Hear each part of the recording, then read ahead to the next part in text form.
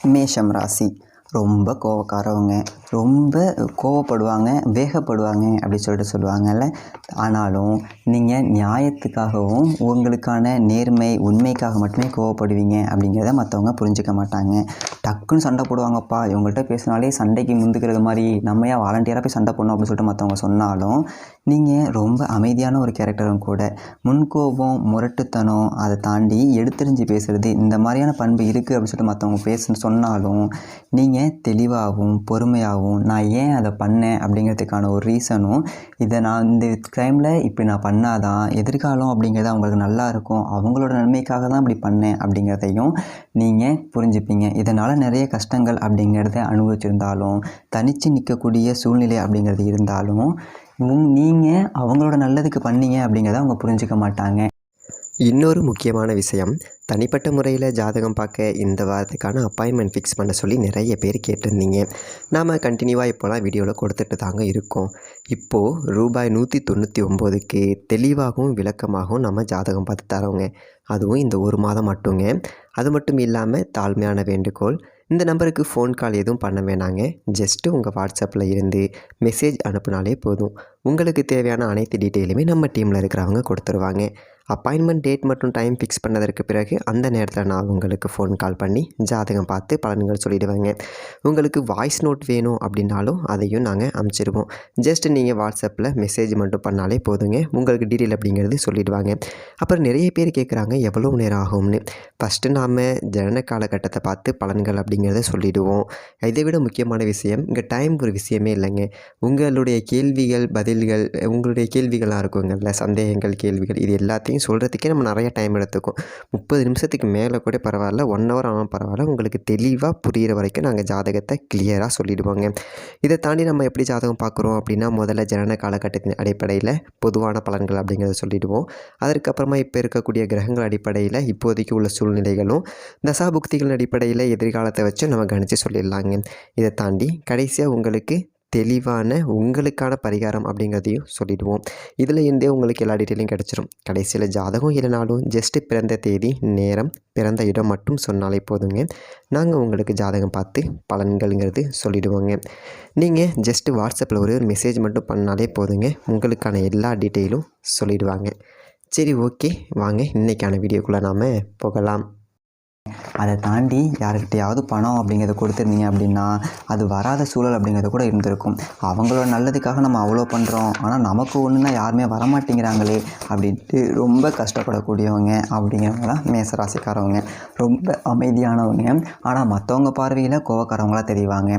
ஒரு கெட்டதை அழிக்கிறதுக்காக கோவப்படுறாங்க அப்படின்னா மற்றவங்க பார்வையில் பார்க்கும்போது பொதுவாக இவங்க கோவப்படக்கூடியவங்கப்பா, டக்குன்னு எடுத்தறிஞ்சு பேசுகிறாங்க. அந்த மாதிரியே மற்றவங்க சொன்னாலும் நேர்மைக்காகவும் பொறுமையாக செயல்படக்கூடியதுக்காகவும் எனக்கு ஒரு விஷயம் கரெக்டுன்னு பட்டுச்சு அப்படின்னா அது மற்றவங்களுக்கு நல்லது அப்படின்னா அதை செய்யக்கூடிய ஒரு ஆளாக இருக்கக்கூடிய மேசம் ராசிக்காரர்களுக்கு வரக்கூடிய பங்குனி மாதம் 2025 அதாவது எப்பேற்பட்ட ஒரு அற்புதமான பலன்களை தரப்போகுது அப்படிங்கிறத பற்றி தான் பார்க்க போகிறோம்.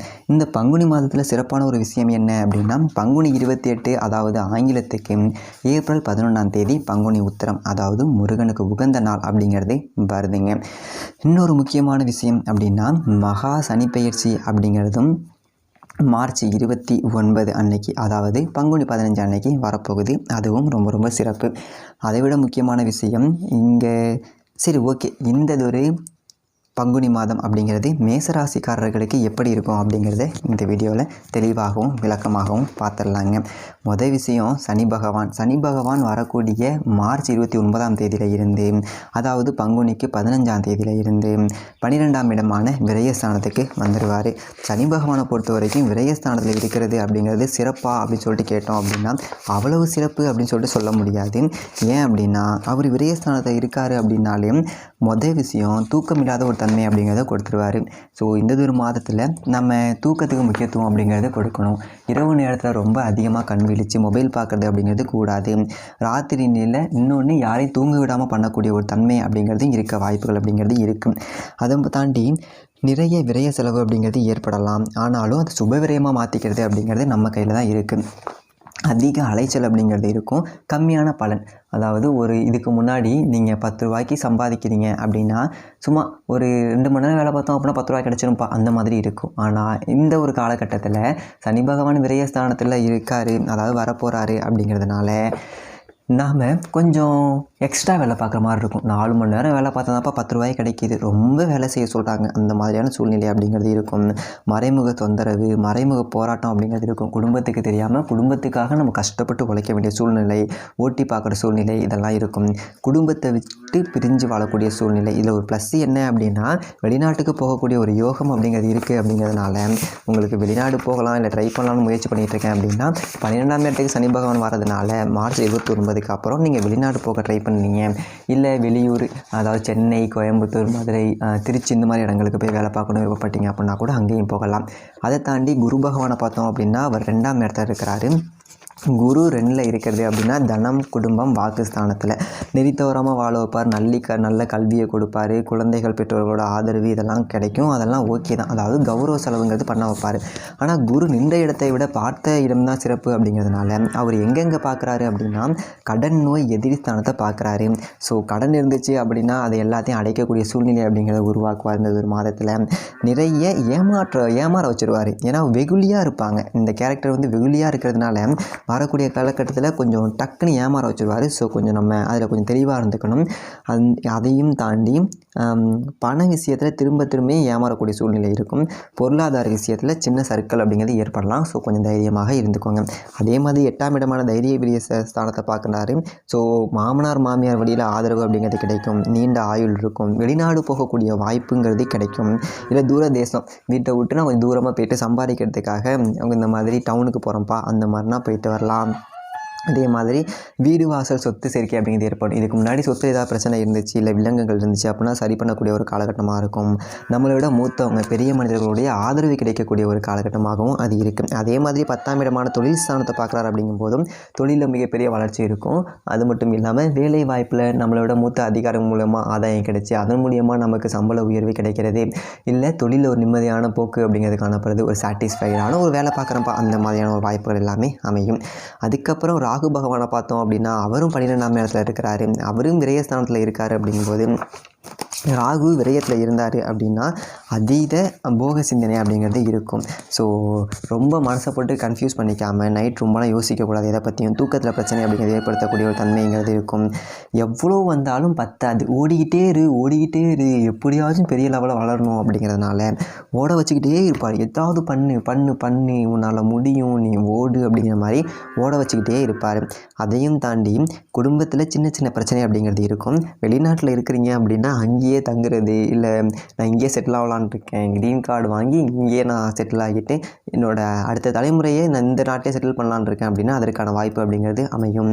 குடும்பத்தை விட்டு பிரித்து வெளில அனுப்பக்கூடிய ஒரு தன்மை அப்படிங்கிறது இருக்கும். ஏன்னா 12ல் ராகு பகவான் தனிச்சு இருக்கிறாரு. அப்படிங்கும்போது லட்சியம் இல்லாத வாழ்க்கை, பரதேசி வாழ்க்கை, இதை தாண்டி வாழ்க்கையில் நம்ம யாருக்கும் தெரிய வேணாம், நம்ம யார் ஒம்பு தும்புக்கும் போகிறதில்ல, யாரும் என் ஒம்பு தும்புக்கும் வர வேணாம்ப்பா அப்படிங்கிற சூழ்நிலை அப்படிங்கிறத கொடுத்தோம். அதை தாண்டி கேது பகவானை பார்த்தோம் அப்படின்னா 6ஆம் இடத்துல இருக்கார், கடன் நோய் எதிரி ஸ்தானத்தில் இருக்கிறது, அதாவது 6ல் ஒரு பாவியாவது அப்படிங்கும்போது அது சிறப்பு தான். ஏன்னா கேது பகவானுக்கு 3, 6, 10, 11 அப்படிங்கிறது ரொம்ப சிறப்பு. அப்போது ஒரு கடனற்ற நிலை. இதுலேருந்து என்ன தெரியுது அப்படின்னா குரு பகவானும் கேது பகவானும், குரு பகவானோட பார்வை கடன் ஸ்தானத்தில் இருக்குது. ஸோ கடனை அடைச்சிவார். கேது பகவான் நேராக கடன் ஸ்தானத்தில் இருக்கார். ஸோ கடனற்ற நிலை அப்படிங்கிறது இருக்கும். எதிரிகளை வெல்லக்கூடிய தன்மை இருக்கும். ஏதாவது இதுக்கு முன்னாடி உடல் நலத்தில் ஏதாவது பாதிப்பு இருந்துச்சு அப்படின்னா சரி பண்ணக்கூடிய ஒரு தன்மை அப்படிங்கிறது இருக்கும். அது மட்டும் இல்லாமல் வம்பு வழக்கு கோர்ட்டு கேஸ்லாம் இருந்துச்சு அப்படின்னா அதில் வெற்றி பெறக்கூடிய ஒரு வாய்ப்பு அப்படிங்கிறது வரக்கூடிய நாட்களில் இருக்கும். ஒரு ஞானம் பெற வைக்கும். இந்த ஒரு மாதத்தில் பங்குனி மாதத்தில் ஒரு ஞானம் பெற்ற நிலை அப்படிங்கிறதும், உடலில் இருந்த சின்ன பாதிப்புகள் அப்படிங்கிறது நீங்கக்கூடிய ஒரு தன்மையும். இன்னொன்று உணவு விஷயத்தில் மட்டும் கொஞ்சம் கவனமாக இருக்கணும். ஏன்னா அடிவேர் சம்மந்தப்பட்ட பிரச்சனையை ஏற்படுத்தக்கூடிய இடத்துல கேது இருக்காருங்கும் போது அந்த விஷயத்தில் கொஞ்சம் கவனமாக இருக்கலாம்.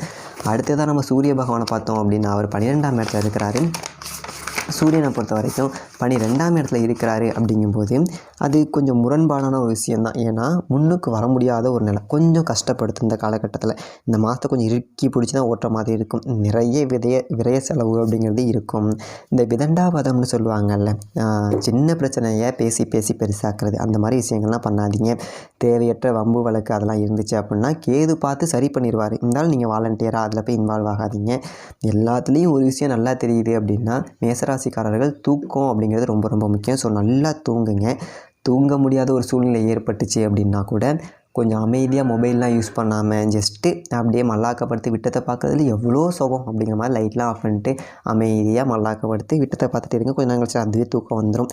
அதே மாதிரி அரசாங்கத்துக்கு எதிராக எதுவும் பேசாதீங்க. ஏன்னா கவர்மெண்ட்டை எதிர்த்து பேசுகிறது அந்த மாதிரியான ஒரு சூழ்நிலை அப்படிங்கிறது ஏற்படும். அரசியல்வாதிகள்லாம் இருக்கீங்க அப்படின்னா ஆளுங்கட்சி ரொம்ப எதிர்த்து பேசி பேசி அது பேரை ஒரு கட்டத்தில் கெடுக்க வச்சிடும். சரிங்களா?